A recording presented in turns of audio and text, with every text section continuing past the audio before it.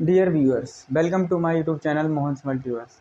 आज मैं आपको इन्फिनेटिव के कुछ अन्य रूल बताने जा रहा हूं, जो कि कई कम्पिटिटिव एग्ज़ाम में एसएससी, जीडी, अदर जो भी एग्ज़ाम जिनमें इंग्लिश ग्रामर का आता है उनमें ये बहुत ही ज़्यादा यूजफुल है और इससे क्वेश्चन आपको अवश्य मिलेगा। तो सबसे पहले हम देखते हैं इन्फिनेटिव का ये रूल। इससे पहले हम इन्फिनेटिव क्या होता है इसके बारे में डिटेल में सब कुछ बता चुके हैं। तो आज हम बताने जा रहे हैं इसके कुछ इंपॉर्टेंट रूल्स। यदि दो इन्फिनेटिव्स किससे जुड़े हों, एंड, एक्सेप्ट, बट, और या देन, एज आदि से तथा लाइक जैसे वर्ड से जुड़े हों, यानी कुछ वर्ड हैं जैसे एंड, और, एक्सेप्ट, बट, देन, एज या लाइक से जुड़े हों, तो जो इन्फिनेटिव का टू होता है, यानी वर्ब की फर्स्ट फॉर्म से पहले जो टू लगाते हैं तो इन्फिनेटिव बनता है। यानी जो इन्फिनेटिव का टू होता है तो इनसे पहले, इन शब्दों से पहले वाले आने वाली वर्ब के पहले टू लगेगा, लेकिन इन वर्ड के बाद में आने वाली वर्ब के पहले टू नहीं लगेगा, यानी उसमें इन्फिनेटिव का टू छिपा रहेगा। लेकिन जो इन वर्ड से पहले जो इन्फिनेटिव होगा उसका टू लगा रहेगा। हम यहाँ एग्जाम्पल देखते हैं। He wants to come and to like and to talk to me, and to talk to me. He wants to come and to talk to me. यहाँ पर हमने देखा, यहाँ पर वांट्स टू कम एंड, यहाँ and से जुड़े हैं दो इन्फिनेटिव, टू कम और टू टॉक। तो यहाँ पर हमने बताया अगर एंड और except, but, then, as, like से वर्ड जुड़े हों, यहाँ एंड से जुड़े हैं दो इन्फिनेटिव, टू कम और टू टॉक, तो जो इन्फिनेटिव का टू होता है पहली वाली वर्ब के साथ दिखेगा, यार शो करा जाएगा, लेकिन दूसरी वाली वर्ब के साथ ये शो नहीं किया जाएगा, इसलिए ये गलत है। तो आंसर हो जाएगा ही wants to come and talk to me। ये प्रीपोजिशन वाला टू है, यानी दो वर्ब इन्फिनेटिव जो हमारी टू टॉक और टू कम थी, तो हमने बताया पहली वाले जो वर्ब होगी उसके पहले टू लगेगा, इन्फिनेटिव का प्रयोग होगा और बाद वाले में नहीं होगा। इसी तरह एक और एग्जांपल देख लेते हैं। There is nothing to do but to wait, यानी इंतजार करने के अलावा और कुछ नहीं करना है। There is nothing to do, कुछ करना नहीं है, बट टू वेट, इंतजार करने के सिवाय। तो there is nothing to do but to wait, यहाँ बट का मतलब सिवाय के अर्थ में आया है। देयर इज़ नथिंग, कुछ करने के सिवाय केवल इंतजार ही करना है। ऊपर वाले की भी हिंदी बता देता हूँ, वह आना चाहता है और मुझसे बात करना चाहता है। तो यहाँ पर इसका मतलब है there is nothing to do, वह कुछ नहीं करना चाहता सिवाय प्रतीक्षा के।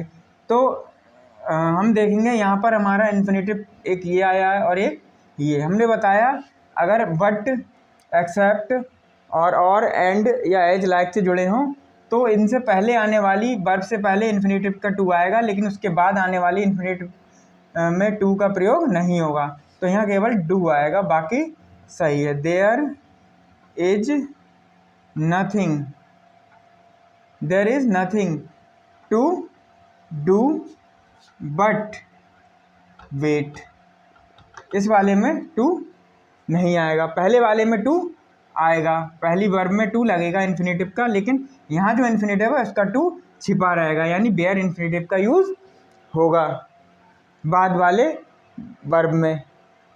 तो इस तरह से ये रूल भी क्लियर हो गया होगा, आई होप। अगर कोई चीज़ समझ में नहीं आई हो तो आप कमेंट बॉक्स में जाके बता सकते हैं, शेयर कर सकते हैं कि अब आपको ये प्रॉब्लम, ये चीज़ समझ में नहीं आई। अब हम नेक्स्ट रूल आपको बताएंगे।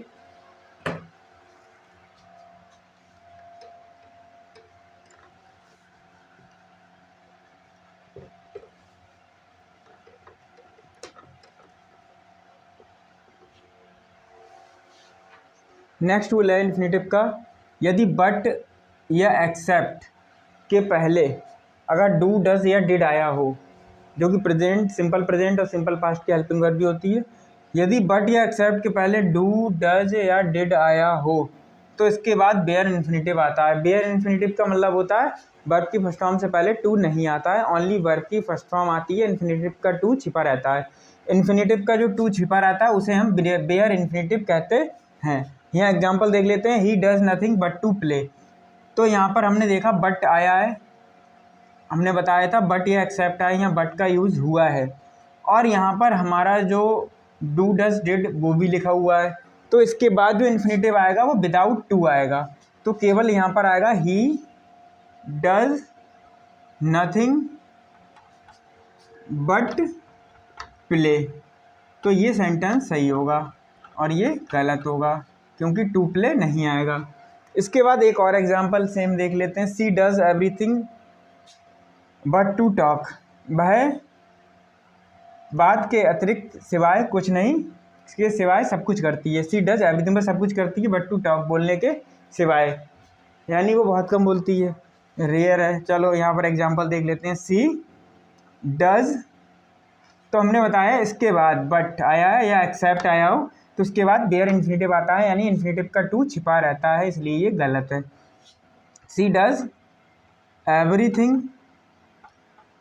बट टॉक, अब ये सही हो गया है। बट या एक्सेप्ट के बाद बेयर इन्फिनेटिव आता है, यानी इन्फिनेटिव का टू छिपा रहता है। अब हम इसके बाद नेक्स्ट रूल आपको बताएंगे।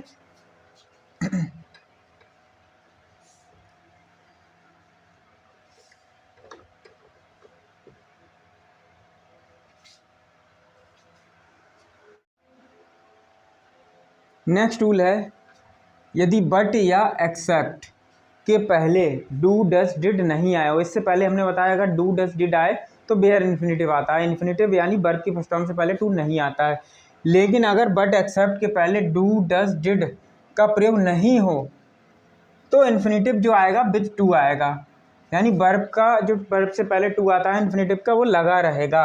यहाँ एग्जांपल देख लेते हैं। He wants nothing but earn money, यहाँ पर बट आया है और यहाँ पर हमारा जो वर्ब आई है अर्न, तो इसके पहले टू आएगा, तो ये सही आंसर होगा, ये गलत है। ही वांट्स नथिंग, एक्सेप्ट भी हो सकता था, एक्सेप्ट अर्न मनी, तो यहाँ पर बट है तो बट, तो यहाँ इन्फिनेटिव का टू आएगा क्योंकि यहाँ डू डज डिड नहीं आया, वांट्स वर्ब आई है। He wants nothing but to earn money, यानी वो धन कमाने के सिवाय और कुछ नहीं चाहता है। He wants nothing but to earn money, यहाँ पर जो बट आया है और यहाँ पर हमारा जो इन्फिनेटिव यानी वर्ब से पहले टू आएगा, बिकॉज यहाँ डू डज डिड का प्रयोग नहीं हुआ है। आई होप आपको इन्फिनेटिव अच्छे से समझ में आ गए हों। अगर कोई रूल आपको नहीं आया हो, कन्फ्यूजन हो रहा हो, तो आप कमेंट बॉक्स में आके आप पूछ सकते हैं। Thanks for watching.